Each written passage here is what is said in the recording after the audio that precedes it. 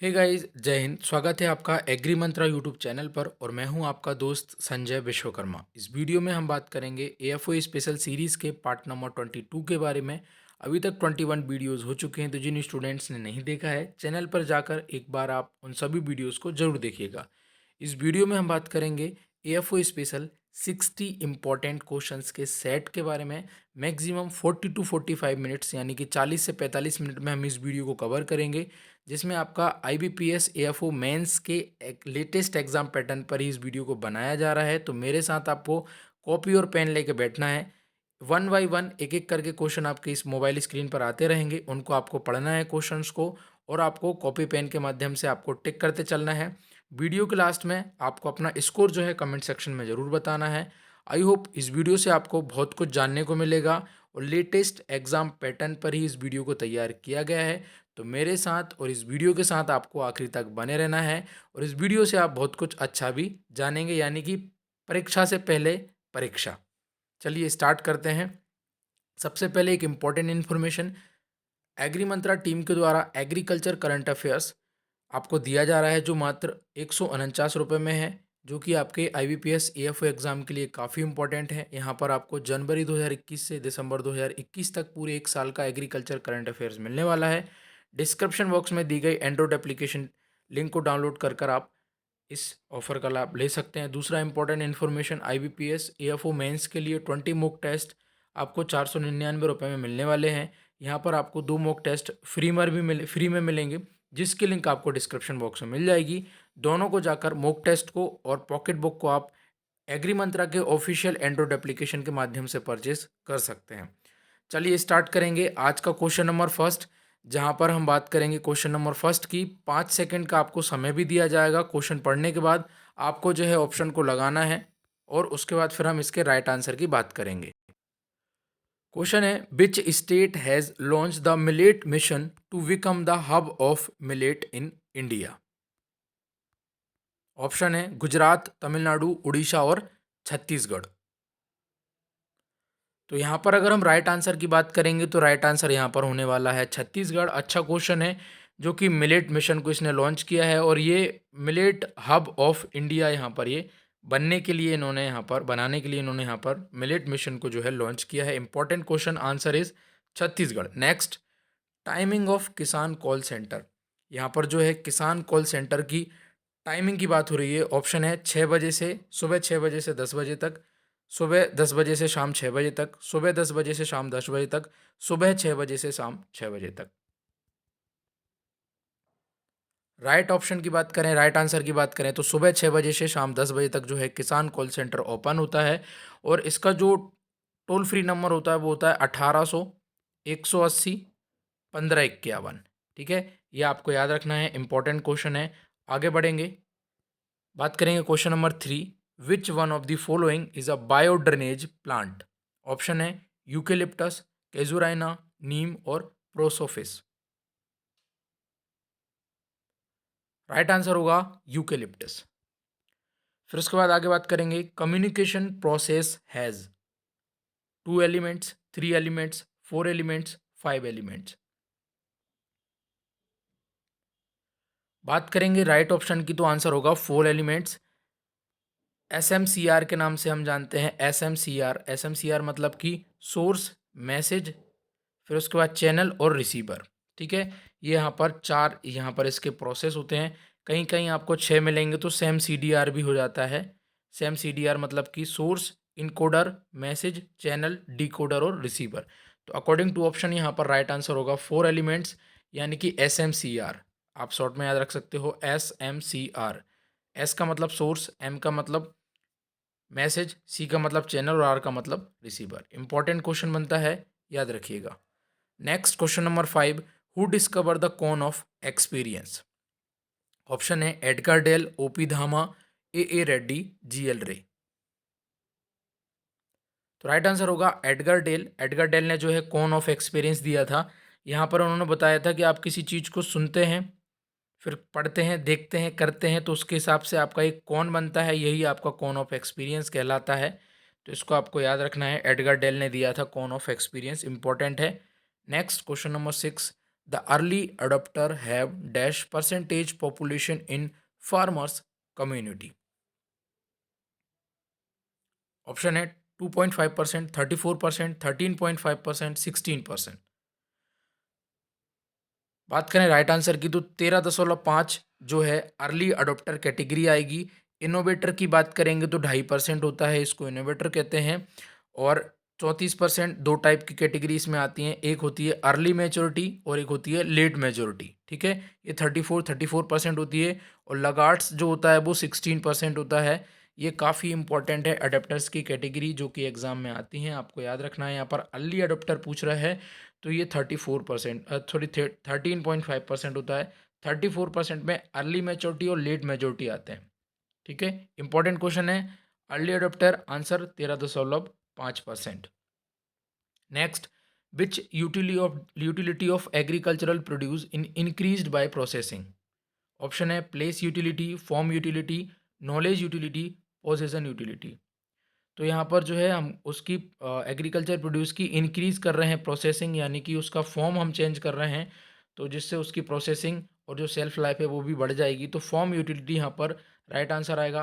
Place utility मतलब place के according जो यूटिलिटी होती है वो प्लेस यूटिलिटी होती है। ठीक है, आंसर होगा form utility. Next question number 8, directorate of marketing and inspection was established in the year 1901, 1947, 1935 और 1980। शॉर्ट में हम इसको डीएमआई के नाम से भी जानते हैं। आंसर दीजिएगा। राइट आंसर होगा 1935। DMI directorate of marketing and inspection 1935 में आया था। आरबीआई भी आपका 1935 में ही आया था। Next, the commission for agriculture cost and prices was set up in January 1960, 1961, January 1963, January 1965। इसको शॉर्ट में सीएसीपी के नाम से भी जानते हैं, आप सब लोग जानते हैं। राइट आंसर होगा जनवरी 1965 में इसको जो है सेटअप किया गया था। इंपॉर्टेंट क्वेश्चन बनता है।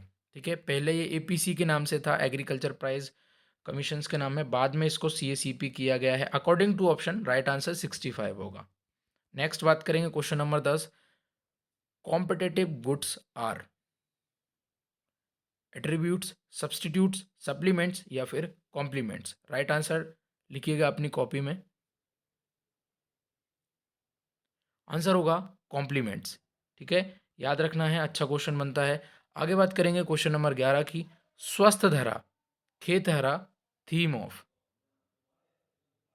मृदा परीक्षक, परंपरागत Krishi Vikas Yojana, soil health card, none of these. Answer दीजिएगा स्वस्थ धरा खेत हरा। आप सब लोग जानते हैं जो स्वस्थ धरा खेत हरा वाला जो कॉन्सेप्ट है वो आपका सोयल हेल्थ कार्ड से रिलेटेड है, इम्पोर्टेंट है, ये इसकी मेन थीम है। बात करेंगे सोयल हेल्थ कार्ड की तो 19 फरवरी 2015 में सोयल हेल्थ कार्ड को जो है लॉन्च किया गया था। इम्पोर्टेंट है, इसके पैरामीटर एग्जाम में कभी पूछ लेता है, ये पूछ सकता है। तो पैरामीटर इसके होते हैं 12 पैरामीटर होते हैं इसके। 12 पैरामीटर में क्या होते हैं, 12 पैरामीटर में पहला आता है आपका माइक्रो न्यूट्रिएंट्स या फिर प्राइमरी न्यूट्रिएंट्स। माइक्रो न्यूट्रिएंट्स में दो आ जाते हैं, प्राइमरी न्यूट्रिएंट्स और सेकेंडरी न्यूट्रिएंट्स। प्राइमरी न्यूट्रिएंट्स में आपका एनपीके आ गया, सेकेंडरी में आपका सल्फर आ गया। फिर उसके बाद जो मैक्रो न्यूट्रिएंट्स दो टाइप के होते हैं, प्राइमरी और सेकेंडरी। फिर प्राइमरी में एनपीके आ गया, सेकेंडरी में एस आ गया। फिर माइक्रो न्यूट्रिएंट्स जो होते हैं उनमें आते हैं जिंक, आयरन, कॉपर, मैग्नीज और boron. Zinc, iron, copper, manganese और बोरोन। उसके बाद फिजिकल पैरामीटर में चार आ जाते हैं, पीएच, ईसी, ओसी। सॉरी, पीएच यानी कि power of hydrogen concentration, EC electrical conductivity और ओसी का मतलब होता है ऑर्गेनिक कार्बन। ये सब आते हैं आपके फिजिकल पैरामीटर में। टोटल आपके 12 पैरामीटर्स होते हैं जो कि यहाँ पर एग्जाम में क्वेश्चन पूछा जाता है, इंपॉर्टेंट है।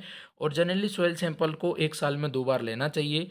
और सबसे ज़्यादा जो सॉइल हेल्थ कार्ड बांटे गए हैं वो आपके उत्तर प्रदेश राज्य में बांटे गए हैं। ये एग्जाम में क्वेश्चन बन सकता है कि हाईएस्ट सॉइल हेल्थ कार्ड किस स्टेट में डिस्ट्रीब्यूट किए गए हैं, तो आंसर होगा आपका उत्तर प्रदेश।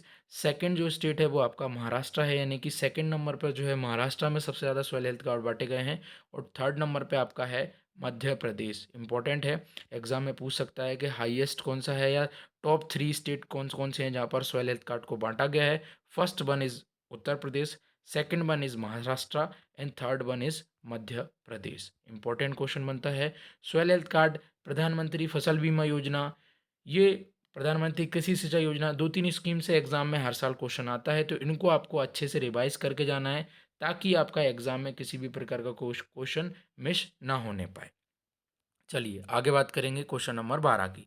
तो यहाँ पर बात हो रही है law of diminishing marginal utility apply to. Option capital, assets, liability या फिर मनी। राइट आंसर होगा यहाँ पर मनी। इंपॉर्टेंट है, याद रखिएगा। नेक्स्ट बात करेंगे क्वेश्चन नंबर 13 की। यहाँ पर बात हो रही है the demand for salt is more elastic, in elastic, less elastic या फिर मोर इन इलास्टिक। आंसर दीजिएगा। राइट आंसर होगा इन इलास्टिक। मतलब जो सॉल्ट जो है, नमक के लिए जो डिमांड रहेगी वो कैसी रहेगी, इन इलास्टिक। इन इलास्टिक मतलब कि डिमांड कैसी है, इलास्टिक है कि इन इलास्टिक है। इन इलास्टिक का मतलब उसमें ज़्यादा चेंजेस देखने को नहीं मिलेंगे। मान के चलिए अभी आपका जो नमक का पैकेट है वो 18 रुपये का आ रहा है, बाद में आपका नमक का पैकेट का रेट बढ़ के 25 रुपये भी हो जाएगा। तो नमक आप जिस क्वांटिटी में यूज़ कर रहे थे उसी क्वांटिटी में आप यूज़ करोगे। इसीलिए जो डिमांड है जो सॉल्ट की जो डिमांड है, जो मांग जो है नमक की, वो कैसी रहेगी, वो इन इलास्टिक रहेगी। 18 रुपये से 25 रुपये अगर नमक का पैकेट हो गया है तब भी आप उतनी ही मात्रा में यूज़ करेंगे, क्योंकि उसकी एक तो रिक्वायरमेंट भी कम है और उसकी जो डिमांड वो भी इन इलास्टिक रहेगी। रेट बढ़ने से उसकी जो डिमांड में है वो कोई चेंज आपको देखने को नहीं मिलेगा। ये यहाँ पर सिंपली लॉजिक है। आंसर होगा इन इलास्टिक। ठीक है, नेक्स्ट बात करेंगे क्वेश्चन नंबर 14 की। Who said economics is the science of welfare. Important question बनता है यहाँ से, और ऑप्शन है R.L. Robins, Adam Smith, martial या फिर J.K. मेहता।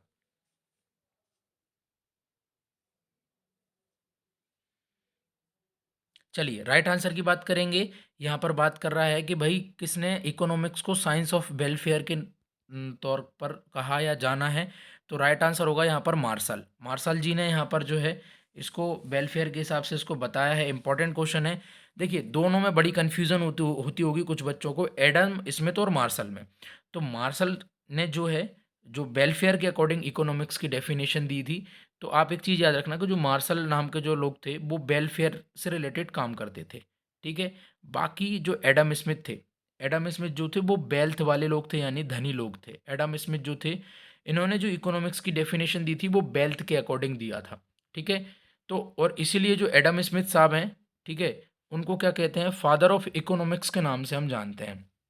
ठीक है, इन्होंने बुक भी लिखी थी जिसका नाम है वेल्थ ऑफ नेशन।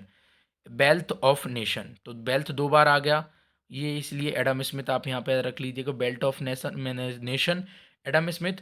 और मार्शल जो है वो वेलफेयर से संबंधित है। इन्होंने किसका काम किया था, इन्होंने वेलफेयर करने का काम किया था मार्शल जी ने। तो according economics of science of welfare, तो आंसर होगा मार्शल। और फादर ऑफ इकोनॉमिक्स बात करेंगे Adam Smith. Wealth of nation book किसने लिखी है, तो एडम स्मिथ ने।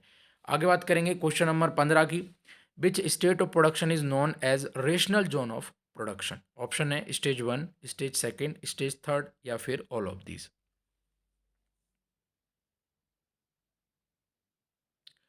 चलिए यहाँ पर इकोनॉमिक्स में आप कुछ ऐसे करके आप एक डायग्राम पढ़ते हैं। स्टेज 1, स्टेज 2, स्टेज 2 इसी में आते हैं। स्टेज 2 को जो है रेशनल जोन बोलते हैं, ये आपको याद रखना है। स्टेज 1 को जो है इरेशनल जोन बोलते हैं, और स्टेज 3 को भी जो है इरेशनल जोन के नाम से जानते हैं। इंपॉर्टेंट है, एग्जाम में यहाँ से क्वेश्चन बनता है। उसके बाद आगे बात करेंगे नाफेड फुल मीनिंग, यानी नाफेड का फुल फॉर्म पूछ रहा है। राइट आंसर की बात करेंगे तो राइट आंसर यहाँ पर आपके होने वाला है नाफेड का, यानी कि national agriculture cooperative federation. National agriculture cooperative federation 1958 में इसको लाया गया था, और इसका जो हेड क्वार्टर है वो नई दिल्ली में है। ये आपको याद रखना है।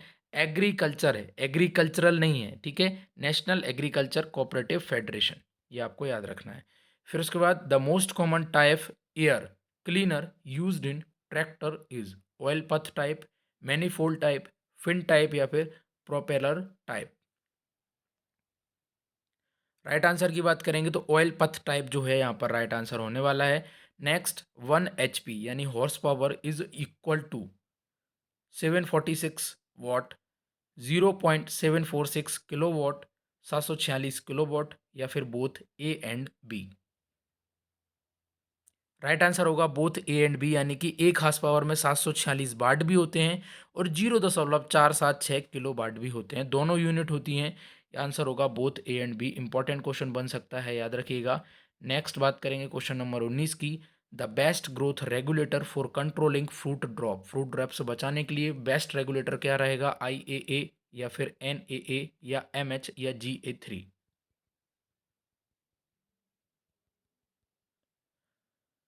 राइट आंसर की बात करेंगे तो राइट आंसर होगा यहाँ पर BNAA, naphthalic acetic acid. Next, the optimum seed rate of potato per hectare. Option है 1 से 8 क्विंटल, 8 से 15 क्विंटल, 15 से 22 क्विंटल या फिर 22 से 30 क्विंटल। तो राइट आंसर की अगर यहाँ पर हम बात करेंगे तो राइट आंसर जो होगा यहाँ पर होगा 18 से 20 क्विंटल के रेंज में होता है। तो अकॉर्डिंग टू ऑप्शन जो है 15 से 22 क्विंटल जो है राइट आंसर यहाँ पर होने वाला है। Answer C. Next, Pusa early dwarf is a variety of potato, tomato, brinjal या फिर वाटरमेलन। तो राइट आंसर होगा यहाँ पर टमाटर यानी टोमेटो। टमाटर की अगर हाइब्रिड सीड रेट पूछे तो 100 to 150 ग्राम या 150 से 200 ग्राम आपको याद रखना है। ये एग्जाम के लिए इंपॉर्टेंट है। नॉर्मल पूछे तो 300 से 400 ग्राम पर हेक्टेयर सीड रेट रहती है। पूसा रूबी भी टमाटर की वैरायटी है। SL 120, सिलेक्शन 120 ये भी जो है टमाटर की वैरायटी है, इंपॉर्टेंट है, याद रखना। फिर उसके बाद बात करें question number 22। Aloe vera is propagated through runners, suckers, seed या फिर none of these. Right answer होगा सकर्स। नेक्स्ट बात करेंगे क्वेश्चन नंबर 23 की। The ability of plant cell to grow into a complete plant is known as या called as mitosis, totipotency, transformation या फिर none of the above. Answer होगा totipotency. Important question है कि plant की ऐसी एबिलिटी कि वो एक उसी के जैसा नया प्लांट को ग्रो कर सकता है या उसको पैदा कर सकता है, तो उसको टोटोपोटेंसी के नाम से जानते हैं। ये आपको याद रखना है। फिर आगे बात करें क्वेश्चन नंबर 24 की। Raphanobrassica is a dash hybrid, intervarietal, intergeneric, interspecific या म्यूटेंट। आंसर होगा इंटरजेनेरिक। इंपॉर्टेंट है, याद रखिएगा। रेफेनो ब्रेसिका जो है इंटरजेनेरिक हाइब्रिड है। अच्छा क्वेश्चन बन सकता है, याद रखना। नेक्स्ट बात करें 25 नंबर के क्वेश्चन की। Back cross breeding producers are generally used to improve grain yield, fodder yield, disease resistance या फिर quality parameters.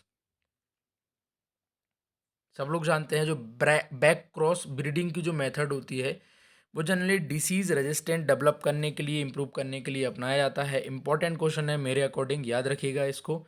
Next question number 26। The preparation of farmyard manure यानी कि FYM by trench method was given by. तो FYM की जो trench method है वो CN आचार्य ने दी थी। ये इंपॉर्टेंट है, आपको इसको याद रखना है। Next, which is polyembryonic fruit? Option banana, grape, guava या मैंगो। राइट आंसर है mango, polyembryonic. Next, when marginal production या marginal product increases then total product will be decrease at constant rate, increases at decreasing rate, increases at increasing rate। Marginal product को marginal physical product के नाम से भी जानते हैं, इसलिए इसको MPP कह सकते हैं। टोटल प्रोडक्ट को TP या फिर TPP, टोटल फिजिकल प्रोडक्ट के नाम से भी जानते हैं। राइट आंसर की बात करेंगे तो राइट आंसर यहाँ पर होने वाला है व्हेन मार्जिनल प्रोडक्ट इंक्रीज। जब मार्जिनल प्रोडक्ट इंक्रीज कर रहा है तब टोटल प्रोडक्ट भी इंक्रीज करेगा इंक्रीजिंग रेट से। इंपॉर्टेंट क्वेश्चन बनता है, ऐसा ही आता है एग्जाम में, याद कर लीजिएगा। अच्छा क्वेश्चन बनता है। Next 29 question. If correct lactometer reading, that is CLR of milk is 25, the specific gravity will be 1.25, 1.025, 1.030, 1.032। Right answer होगा 1.025। ठीक है। Next, rose is commonly propagated by grafting, inarching, layering, T और शील्ड बडिंग। राइट आंसर होगा T budding या फिर shield budding. सब लोग जानते हैं रोज में सबसे ज़्यादा टी बडिंग का प्रयोग करते हैं या फिर shield budding. Right answer fourth. Next, flowering time of date palm. November, December, February, March, April, May, June, July. Right answer होगा आपका फरवरी टू मार्च। इंपॉर्टेंट है, डेट पाम की 3 अलग अलग स्टेज होती हैं। जो ग्रीन स्टेज होती है, मतलब कि जब उसके दाने जो रहते हैं, जो फ्रूट्स जो होते हैं वो हरे होते हैं, तो उसको गंदोरा स्टेज कहते हैं। ये अपन को याद रखना है, ये एग्जाम में पूछ सकता है। ठीक है, अगर हार्वेस्टिंग कर लें हम डेट पाम की अर्ली टाइप पे, मतलब कि अर्ली स्टेज में अगर हार्वेस्टिंग कर लें तो उसको डोका स्टेज कहते हैं, मतलब कि हार्वेस्टिंग एट अर्ली स्टेज। ठीक है, या आधा पका हुआ है। अगर हम लेट से हार्वेस्टिंग कर रहे हैं, मतलब जो पूर्ण रूप से पक चुका है, तो उस स्टेज को कहते हैं डांग। ठीक है, और खाने वाली जो स्टेज होती है उसको बोलते हैं पिंड स्टेज। इंपॉर्टेंट है, याद रखिएगा, एग्जाम में बन सकता है। Next, till planting is a method of. सब लोग जानते हैं टिल प्लांटिंग क्या होता है। ऑप्शन है minimum tillage, zero tillage, conventional tillage या फिर स्ट्रिप टिलेज। टिल प्लांटिंग जो होता है वो जीरो टिलेज का ही पार्ट होता है। टिल प्लांटिंग में 3 प्रोसेस होती हैं। आप क्या करते हैं, जो रॉ होती हैं उनको आप क्लीन करते हैं, उनमें आप डिगिंग करते हैं, उनमें आप सीड्स को इंसर्ट करते हैं और फिर उसको कवर कर देते हैं। यही टिल प्लांटिंग कहलाता है। जीरो टिलेज से इम्पोर्टेंट रिलेटेड है, इंपॉर्टेंट है, एग्जाम में पूछता है, याद रखिएगा। नेक्स्ट है uniformity coefficient is related to dash irrigation. Option है ड्रिप, स्प्रिंकलर, चेक बेसिन या फिर फ्लड। राइट आंसर होगा यहाँ पर स्प्रिंकलर। याद रखिएगा, काफ़ी इंपॉर्टेंट क्वेश्चन है।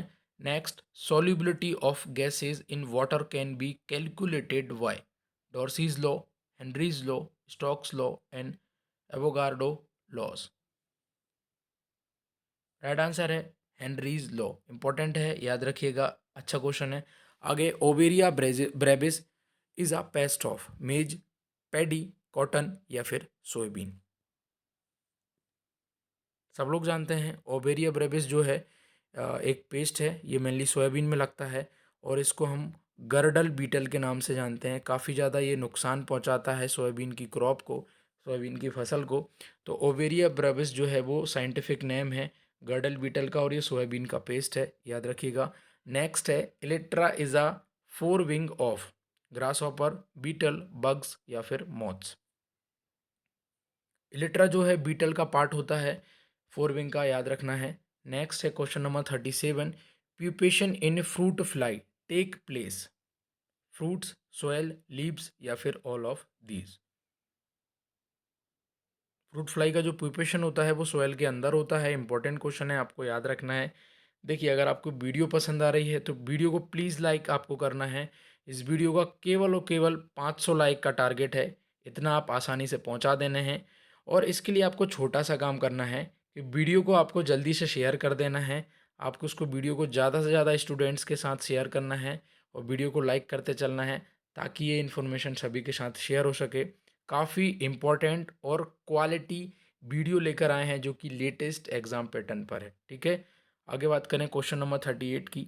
ओटोसियस rust is black rust of wheat, brown rust of wheat, white rust of mustard या फिर लिनसीड रस्ट। आंसर होगा लिनसीड रस्ट जो है ओटोसियस रस्ट है। बाकी एग्जाम में क्वेश्चन और आता है, जैसे ब्लैक रस्ट है उसका कॉजल ऑर्गेनिज्म क्या होता है, तो पक्सीनिया ग्रेमिनिस ट्रिटिसाई होता है। ठीक है, ब्राउन का जो होता है वो रिकॉन्डिटा होता है, पक्सीनिया रिकॉन्डिटा। वाइट रस्ट का जो होता है वो होता है आपका अल्ब्यूगो कैंडिडा। और येलो रस्ट का जो होता है वो स्ट्रीफॉर्मिस होता है। येलो रस्ट को हम स्ट्रिप रस्ट के नाम से भी जानते हैं, ये आपको याद रखना है। Next 39 number question, inorganic soil polluting elements are. बात करें सही आंसर की, तो आंसर है lead, mercury, arsenic and cadmium. Important question बन सकता है, याद रखिएगा। आगे बात करेंगे क्वेश्चन नंबर 40 की। यहाँ पर बात हो रही है unit kaolinite crystal lattice consist of silica and aluminium in the ratio of. Kaolinite का यहाँ पर रेशियो पूछ रहा है कि किस रेशियो में जो है क्यूलिनाइट आने वाला है। तो आप सब लोगों को पता है होता है क्यूलिनाइट जो होता है 1:1 में आता है। एल्यूमिनियम और सिलिका की लेयर के अकॉर्डिंग इनका रेशियो बनता है, यानी एक लेयर एल्यूमिनियम की तो ये एल्यूमिनियम की लेयर और ये सिलिका की, अगर एक सिलिका की है एक एल्यूमिनियम की लेयर है जो स्ट्रक्चर होता है, तो उसको जो रेशो बन जाएगा वो 1:1 हो जाएगा। 2 सिलिका की है, 1 एल्यूमिनियम की है, तो रेशो हो जाएगा 2:1। इस टाइप का होता है। इसको मैंने बड़ा शॉर्ट में आपको बताया है। यहाँ पर केओलिनाइट का जो है रेशो पूछा गया है, तो 1:1 होता है। देखिए मैं आपको सिंपली याद करा देता हूँ। जो 1:1 के जितने भी मिनरल्स हैं उनको आप खाद से याद रख लो। किससे याद रख लो सर?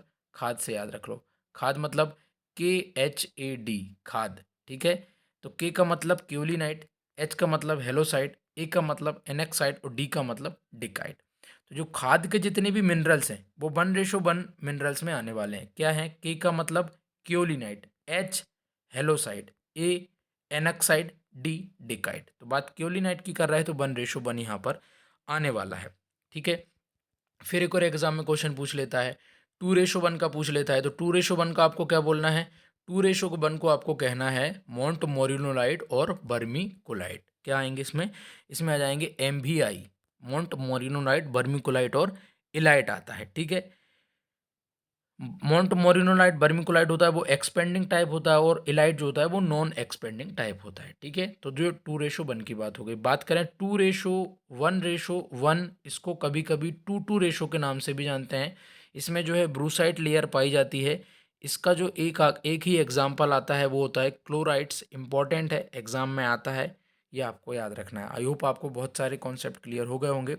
आगे बात करेंगे 41 नंबर क्वेश्चन की। The boron deficient soil are laterite soil, podzol soil, sandy soil या फिर ऑल ऑफ दी अबव।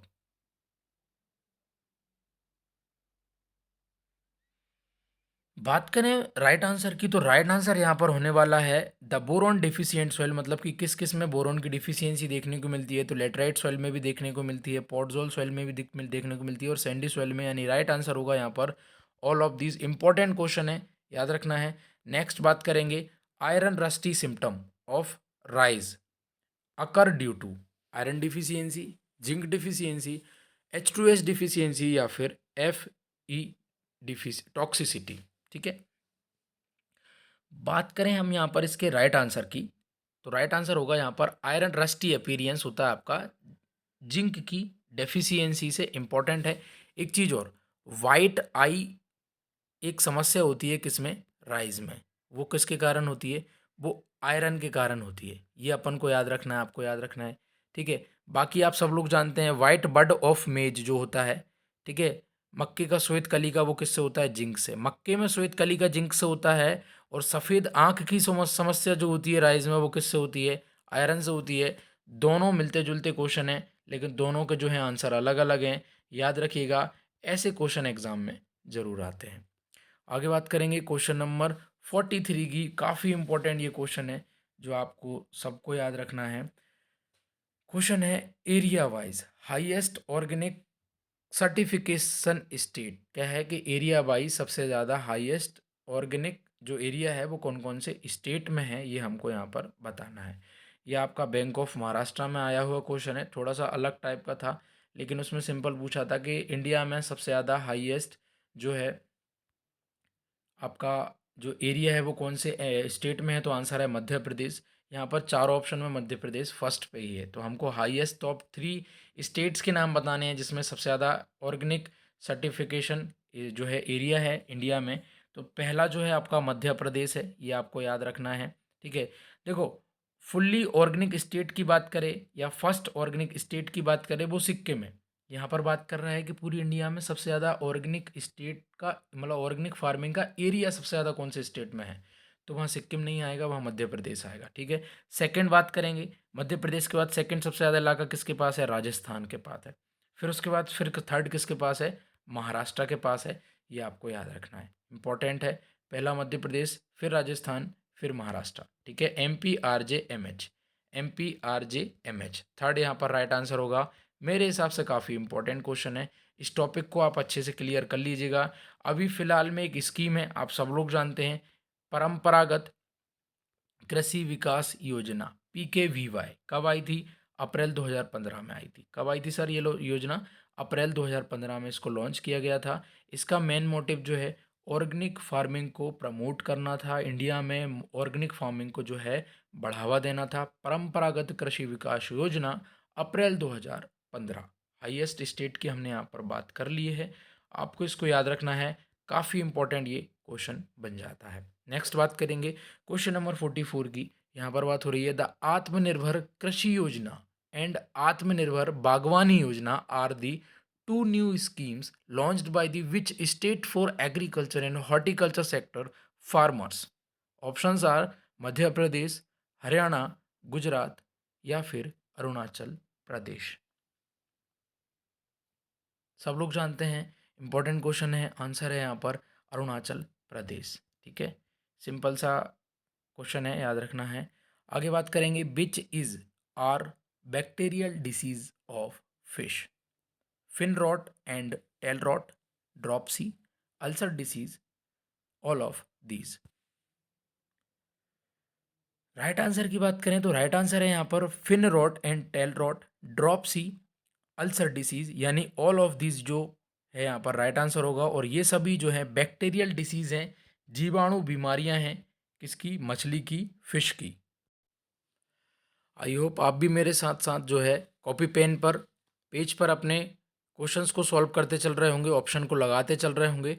और वीडियो के लास्ट में आपको आपका टोटल कितना स्कोर हुआ है, यानी कि 60 क्वेश्चन में से कितने क्वेश्चन आपके सही हो रहे हैं, ये आपको कमेंट सेक्शन में बताना है। एग्ज़ाम के पहले, IBPS AFO मेंस एग्ज़ाम के पहले आपकी ये परीक्षा है। और आई होप यहाँ तक आपको काफ़ी अच्छा लगा होगा क्वेश्चंस का लेवल, और आपको मज़ा भी आ रहा होगा। तो मेरे साथ आगे और भी बना रहना है। आपको वीडियो को लाइक भी करना है और शेयर भी करना है। छोटी सी हेल्प आपसे मांग रहा हूँ, लाइक एंड शेयर और सब्सक्राइब। ठीक है, बात करें 46 नंबर क्वेश्चन की। Dash heavy bodied carp like fish that can weigh up to 39 pounds that are found in some of the salt river chain of lakes. Option है active fish, brood fish, buffalo fish और bait fish. बात करें right answer की तो 46 का जो right answer होगा वो होगा बफेलो फिश।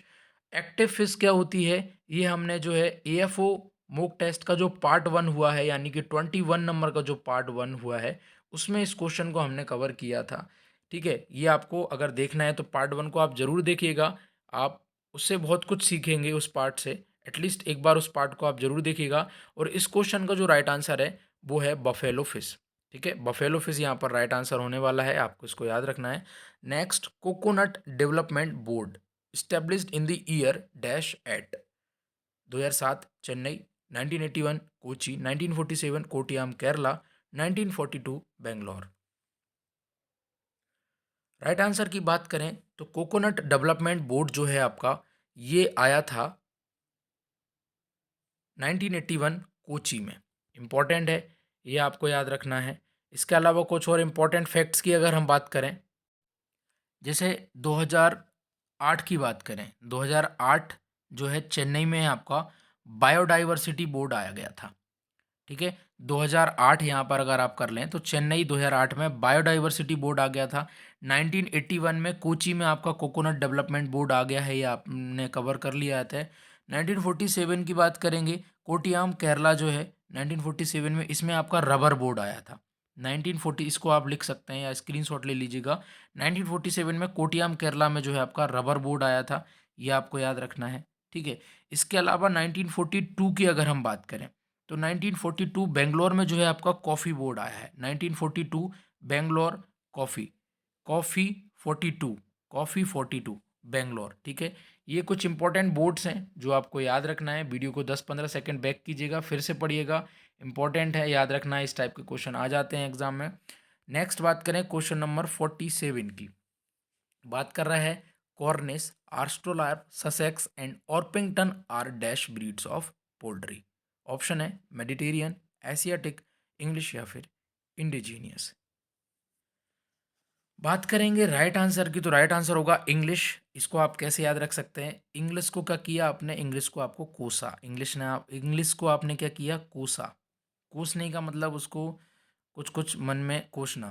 ठीक है, उसको बोलना, भरा बोला। कोसने का मतलब कोसा याद रखना है, COSA, कोसा। इंग्लिश को सभी लोग कोसते हैं, तो कोसा से क्या हो जाएगा आपका कॉर्निस, C से कॉर्निस, O से ऑर्पिंगटन, S से ससेक्स और A से आस्ट्रोलार्प। बन गई ये ट्रिक।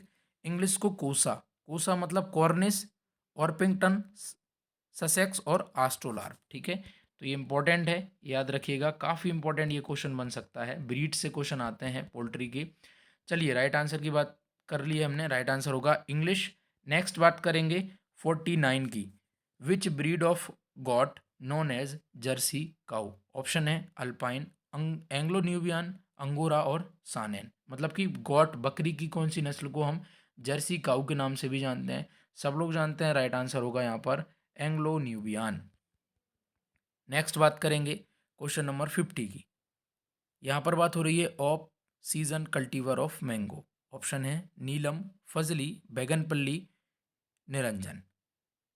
राइट आंसर आप सब लोग जानते हैं, निरंजन जो है ऑफ सीजन बियरर होता है मैंगो का।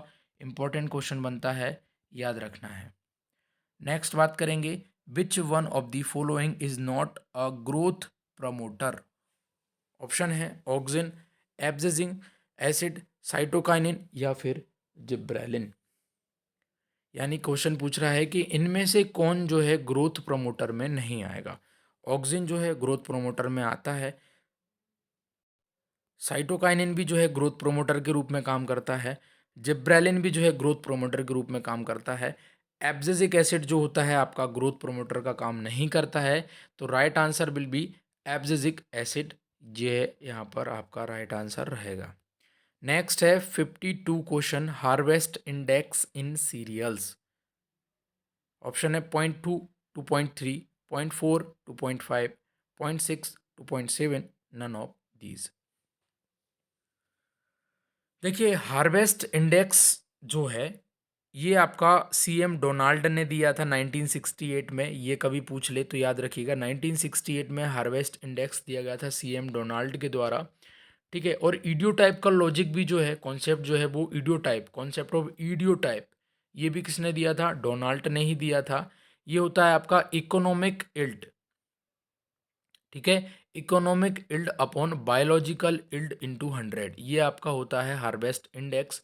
और ये कभी कभी फॉर्मूला ही एग्जाम में क्वेश्चन पूछ लेता है, तो economic yield upon biological yield into 100। ठीक है, ये आपको याद रखना है फॉर्मूला। हार्वेस्ट इंडेक्स की बात कर रहे थे सीरियल्स की, तो हार्वेस्ट इंडेक्स जो होता है सीरियल्स का 0.4 टू 0.5 होता है, ये अपन को याद रखना है। बात करेंगे पल्सेस की, तो 0.2 टू 0.3 जो होता है हार्वेस्ट इंडेक्स वो होता है पल्सेस का। ये आपको सबको याद रखना है, इंपॉर्टेंट क्वेश्चन बनता है। चलिए आगे बात करेंगे क्वेश्चन नंबर 53 की। क्वेश्चन नंबर 53 की बात हो रही है dash and dash are effectively checked by copper oxychloride. Option है damping off, leaf blight, both A and B, BER and cracking. BER का मतलब blossom end rot. Right answer की बात करें, राइट आंसर है कि damping off and leaf blight are effectively checked by copper oxychloride. Answer होगा both A and B. आगे बात करें क्वेश्चन नंबर 54 की, तो यहाँ पर बात हो रही है national agriculture education day. National agriculture education day कब मनाते हैं? 3 दिसंबर, 4 दिसंबर, 5 दिसंबर या फिर 23 दिसंबर। राइट आंसर होगा नेशनल एग्रीकल्चर एजुकेशन डे 3 दिसंबर को मनाते हैं। वुमेन एग्रीकल्चर डे 4 दिसंबर को मनाते हैं। सॉइल हेल्थ या वर्ल्ड सॉइल डे 5 दिसंबर को मनाते हैं। किसान दिवस जो होता है, फार्मर्स जो दिवस जो होता है वो 23 दिसंबर को मनाते हैं। अच्छा क्वेश्चन बनता है डेज से। नेक्स्ट बात करेंगे which country has banned the import of organic fertilisers produce in China. Options are India, Sri Lanka, Germany, France. Right answer जो है श्रीलंका ने जो है ऑर्गेनिक फर्टिलाइजर प्रोड्यूस को बंद कर दिया है, इंपोर्ट को। ठीक है, राइट आंसर जो है श्रीलंका होगा। Next the sweet cucumber of which state was awarded a GI tag, यानी जियोग्राफिकल इंडिकेशन इसको मिला है स्वीट कोकुम्बर को, कौन से स्टेट का ये है, ये हमको यहाँ पर बताना है। ऑप्शन है नागालैंड, हरियाणा, झारखंड या फिर असम। राइट आंसर की अगर हम बात करें तो राइट आंसर जो है यहाँ पर नागालैंड जो है राइट आंसर होने वाला है। करंट में से इस टाइप का क्वेश्चन देखने को मिल सकता है, याद रखिएगा। नेक्स्ट बात करेंगे highest mango production in which state.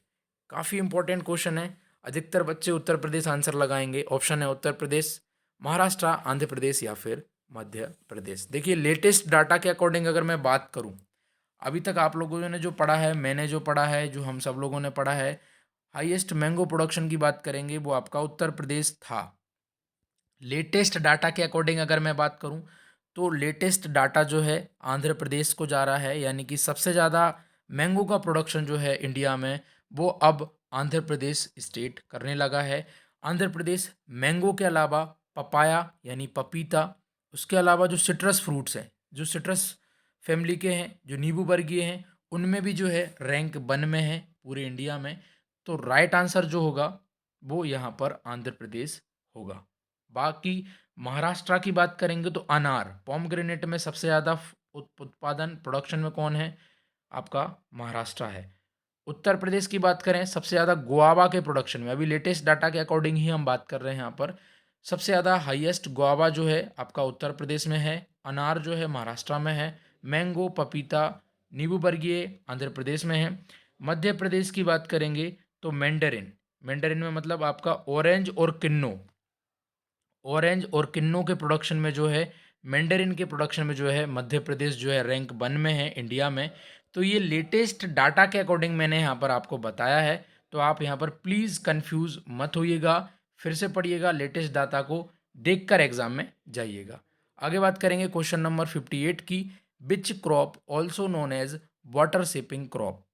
Option है शुगर कैन, सोरघम, राइस या फिर मेज। इंपॉर्टेंट है। बात करें राइट आंसर की तो जो सोरघम जो है इसको हम बाटर सिपिंग क्रॉप के नाम से भी जानते हैं। इंपॉर्टेंट है, याद रखना है आपको, बाटर सिपिंग क्रॉप के नाम से हम इसको जानते हैं। इसके टेस्ट वेट की बात करें तो 25 to 30 ग्राम इसका टेस्ट वेट होता है, किसका? सोरघम का। ठीक है, इसको कैमल क्रॉप के नाम से भी जानते हैं, आप सब लोग जानते हैं। बात करें बाजरा के टेस्ट वेट की तो 5 से 8 ग्राम जो होता है टेस्ट वेट होता है बाजरा का, ये आपको याद रखना है। राइस की टेस्ट बिट की बात करें तो 25 ग्राम जो होता है राइस का टेस्ट बिट होता है। बाकी राइस की जो बासमती वेराइटी होती है उसको 21 टेस्ट वेट ग्राम होता है। और जो होता है आपके मेज का जो होता है लगभग 200 ग्राम के आसपास टेस्ट वेट होता है। तो ये कुछ इंपॉर्टेंट फैक्ट्स को आप यहाँ पर याद रख सकते हैं। बात करेंगे 59 नंबर क्वेश्चन की, the value of disc angle in disc plough varies from?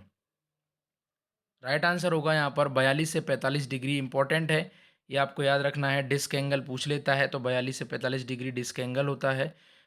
Last question की बात करेंगे। बातों बातों में 42 मिनट में हमने 60 क्वेश्चन को कवर कर लिया है और इस वीडियो से आप बहुत कुछ जाने भी होंगे, सीखे भी होंगे। ठीक है, क्वेश्चन है, Judima is a rice wine from which state? मतलब कि जुडीमा एक राइस वाइन है और किस स्टेट की है? ऑप्शन है आसाम, केरला, मणिपुर या फिर नागालैंड। राइट आंसर है आसाम। असम राज्य की जुडीमा जो है राइस वाइन है, ये आपको याद रखना है। इस टाइप का क्वेश्चन हो सकता है आपके एग्जाम में देखने को मिल जाए। तो गाइज ये थे आज के क्वेश्चन और ये थी आज की वीडियो। आई होप आपको पेपर से पहले पेपर वाला माहौल इस वीडियो में देखने को मिला होगा। अगर आपको वीडियो पसंद आती है तो वीडियो को लाइक करना है और वीडियो के क्वेश्चन का लेवल आपको किस प्रकार का लगा है आप कमेंट सेक्शन में अपनी राय ज़रूर दीजिएगा। मिलते हैं किसी और वीडियो में। एग्ज़ाम की तैयारी में अच्छे से लगे रहिए। जय हिंद, जय भारत।